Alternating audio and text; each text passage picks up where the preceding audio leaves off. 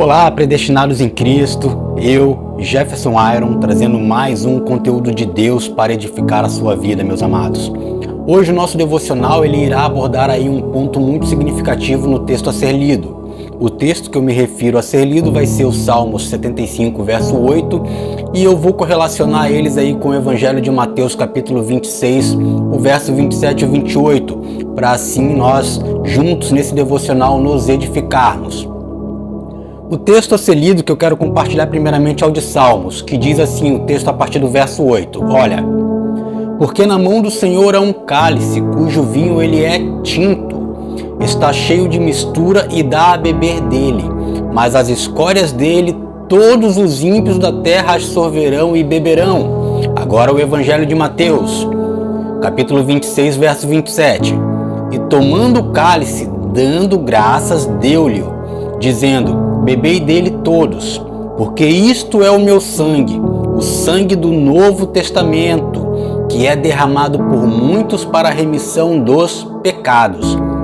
Meus amados, eu quero trazer um pequeno devocional onde será feita uma reflexão aí sobre o cálice. O cálice ele tem uma presença muito significativa nas Escrituras, sendo mencionado aí em diversos contextos e sempre simbolizando diferentes ideias e conceitos também. Tá? É através desse devocional que eu quero abordar, explorar com vocês aí o significado do cálice nas Santas Escrituras. Entenda que o cálice ele é um símbolo poderoso na Bíblia. Ele está aparecendo aí em diferentes contextos e sempre representando várias ideias e significados. Se tu olhar desde o Antigo Testamento até o Novo Testamento, o cálice ele é usado para simbolizar a comunhão com Deus, a redenção e a salvação. Pontos muito significativos que eu até tenho por pilares de boas ministrações. Então, no Antigo Testamento, o cálice ele é frequentemente associado com a ira de Deus e o juízo divino. O próprio Salmo 75, verso 8, que eu acabo de ler, vou repetir. Por exemplo, lemos assim, porque na mão do Senhor há um cálice cujo vinho é tinto, está cheio de mistura e dá a beber dele. Porém, as suas escórias todos os ímpios da terra as sorverão e beberão. Veja que o texto fala explicitamente sobre a justiça e o juízo de Deus sobre quem? Sobre os ímpios. Por outro lado, eu vejo nas Santas Escrituras também que o cálice é usado para literalmente representar a bênção, a comunhão de Deus. O Salmo 116, ali no verso 13, ele traz um texto bem interessante que fala sobre o que eu estou a dizer. Tomai o cálice da salvação e invocarei o nome do Senhor. Veja que já neste verso o texto fala claramente da importância de reconhecermos a salvação que Deus nos oferece e de buscarmos sim uma comunhão íntima com Ele. Porque assim como o salmista fez, devemos, gente, reconhecer o presente da salvação e sempre invocar o nome do Senhor em todas estas esferas de nossas vidas. Tá? Partindo logo para o Novo Testamento, eu compartilho que o cálice ele adquire aí um novo significado com a chegada do próprio Senhor Jesus Cristo. Tu veja que na última ceia Jesus ele toma o cálice e o abençoa, dizendo o que praticamente? Olha, este é o meu sangue, é o sangue da nova aliança e é derramado em favor de muitos para a remissão de pecados. Foi o texto que eu li praticamente há minutos atrás. Aqui o cálice ele está simbolizando, ele está representando o sacrifício de Jesus na cruz e a nova aliança que ele estabelece, que será estabelecida com toda a humanidade. Além disso, eu entendo também que o cálice ele é mencionado em contextos de sofrimento e angústia. Lá no jardim do Getsemane, por exemplo, Jesus ele ora ao Pai dizendo: meu Pai, se for possível, passe de mim este cálice, porque todavia não seja como eu quero, mas sim como tu queres. É o texto de Mateus capítulo 26, já o verso 39. Então entenda que neste momento o cálice passa a simbolizar o sofrimento que Jesus estava prestes a enfrentar onde? Justamente na cruz do Calvário.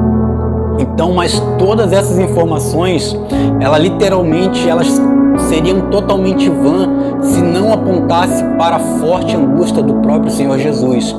Toda essa angústia, cara, de Jesus ali naquele jardim do Getsemane, ele traz uma reflexão muito profunda a ser comentada.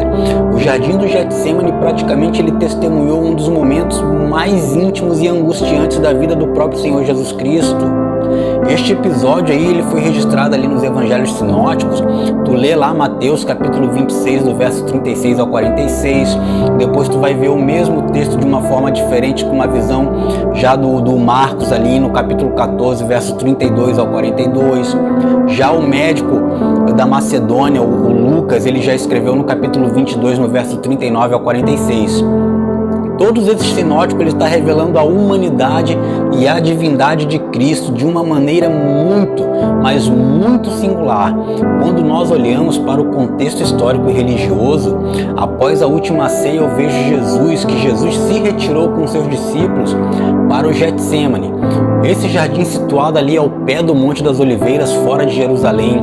Então entenda que a palavra Getsemane significa prensa de azeite.